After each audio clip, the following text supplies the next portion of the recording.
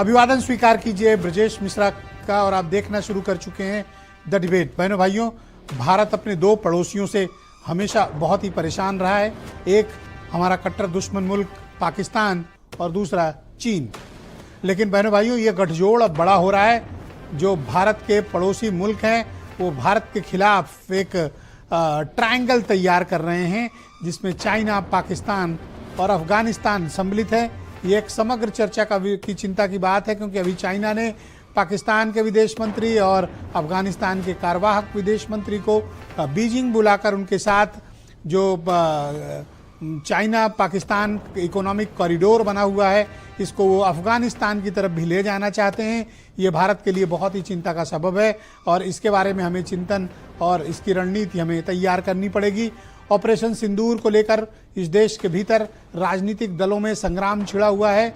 वहीं कूटनीतिक तौर पर दुनिया के कई मुल्कों में हमारे सांसद और उनका डेलीगेशन जाकर पाकिस्तान की पोल खोल रहा है। आज समग्र मसले पर हम एक साथ इस विषय की चर्चा करने वाले हैं।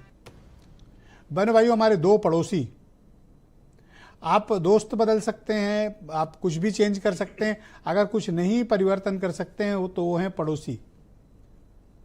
अब भारत के साथ ऐसा मसला जुड़ गया है कि हमारे ये दो पड़ोसी हैं जिन्हें हम बदल नहीं सकते हैं। भौगोलिक रूप से उनके साथ रहना हमारी मजबूरी का कारण भी है। पहला जो हमारा सबसे बड़ा दुश्मन है वो है पाकिस्तान।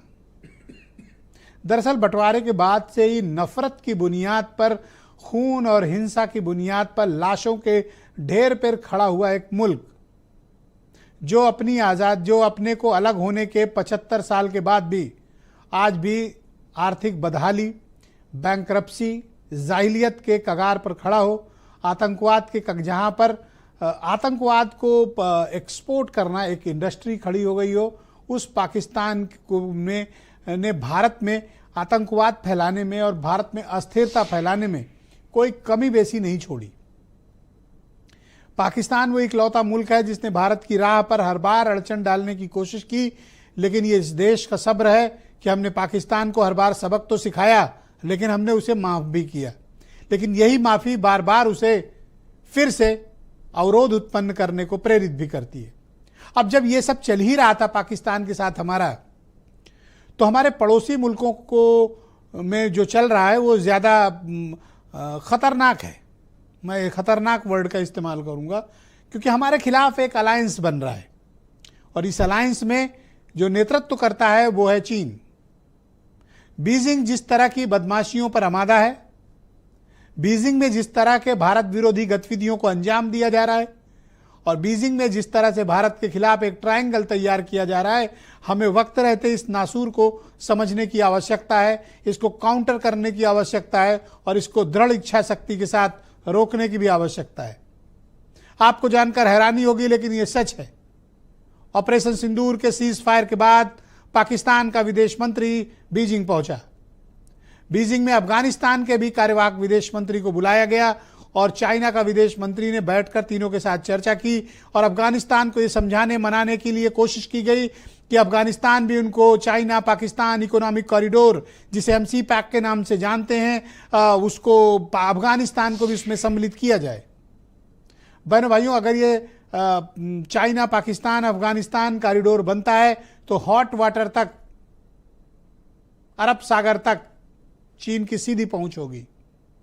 अभी चीन के सामान को, आर्थिक रूप से चीन की जरूरतों के लिए उसे पूरा प्रशांत महासागर पार करते हुए उसे इंडियन ओशियन होते हुए जाना पड़ता है।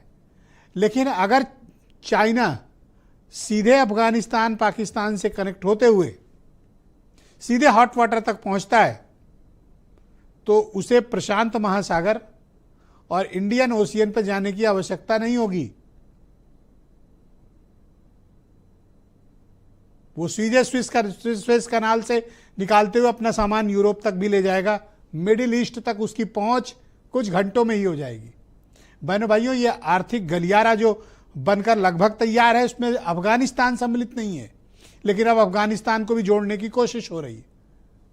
ये एक बहुत बड़ा आर्थिक नाकेबंदी भारत की शुरू होने वाली है और हमें इसकी चिंता करनी चाहिए, क्योंकि लड़ाइयां सिर्फ युद्ध के मैदान में नहीं लड़ी जाती। लड़ाइयां आर्थिक मोर्चे पर लड़ी जाती हैं, लड़ाइयां ट्रेड पे लड़ी जाती हैं, लड़ाइयां कॉमर्स पे लड़ी जाती हैं, लड़ाइयां ऊंचे मनोबल से लड़ी जाती हैं। चीन जिस तरह का आचरण भारत के इस घटनाक्रम के साथ करने की कोशिश कर रहा है, अब हमको आक्रामक होकर अपनी विदेश नीति में एक देश के रूप में हमें चाइना को भी जवाब देने की आवश्यकता है। चाइना के साथ जो हम एक्सपोर्ट इंपोर्ट कर रहे हैं उसमें हमको अरबों डॉलर का घाटा है, लेकिन चाइना को लेकर भारत को कोई सख्त कदम उठाने की आवश्यकता है, क्योंकि अगर अफगानिस्तान को भी अपने साथ सम्मिलित करने में कामयाब हुए, इन दिनों हमारा बांग्लादेश से भी संबंध खराब है, हम अगर अफगानिस्तान भी हमारे साथ से चला गया तो एक पूरा का पूरा सर्किल आपके खिलाफ खड़ा हुआ है। आप सोचें कि अगर आप दुश्मनों से चारों तरफ घिरे हो, आप रात में सोएंगे कैसे? आपके लोगों की सुरक्षा, आपकी कूटनीतिक सुरक्षा, आपकी सामरिक सुरक्षा, आपकी आर्थिक सुरक्षा, सब कुछ दांव पर है। बहनों भाइयों, ये राष्ट्रीय विषय है और भारत को इसके बारे में चिंता भी करनी पड़ेगी। हो सकता है कुछ लोगों को लगे कि साहब ये उत्तर प्रदेश की बात करते करते देश की बात और कहाँ अफगानिस्तान चले गए, लेकिन बहनों भाइयों, न शहर कुछ है न प्रदेश कुछ है, हमारा देश सब कुछ है। ये देश रहना चाहिए, ये देश तरक्की करना चाहिए, इस देश की एकता अखंडता सुरक्षित रहनी चाहिए, इस देश के आर्थिक विकास में कभी कोई मुल्क अवरोध की तरह खड़े नहीं होने देना चाहिए। हमें उसकी रीढ़ की हड्डी पर प्रहार करना पड़े तो हमें कोई संकोच नहीं करना चाहिए। अगर हमारी आर्थिक नाकेबंदी करने की कोशिश पाकिस्तान और अफगानिस्तान के साथ मिलकर चीन करना चाहता है तो हमें जवाब देने की आवश्यकता है। ऑपरेशन सिंदूर को लेकर भारत में जो कुछ भी चल रहा है, ये दो बयान मैं सुनाना चाहता हूं, फिर हम समग्र परिचर्चा आगे बढ़ाएंगे।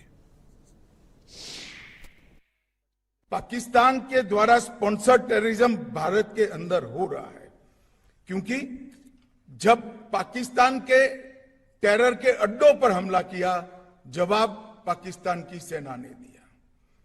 जो उनके आतंकवादी आका मारे गए, उनका जब नमाजे जनाजा जब हो रहा था, पूरी दुनिया ने देखा, पाक सेना के आला अफसर इनके कॉफिन को कंधा भी दे रहे थे और वहां नमाज पढ़ने के लिए उपस्थित।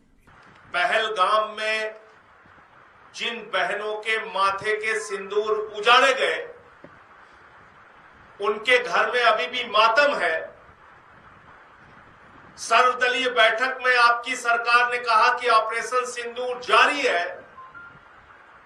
अभी भी वो खूंखार दरिंदे आतंकवादी जिन्होंने हमारी बहनों के सिंदूर पहलगाम में उजाड़े, वो पकड़े नहीं गए।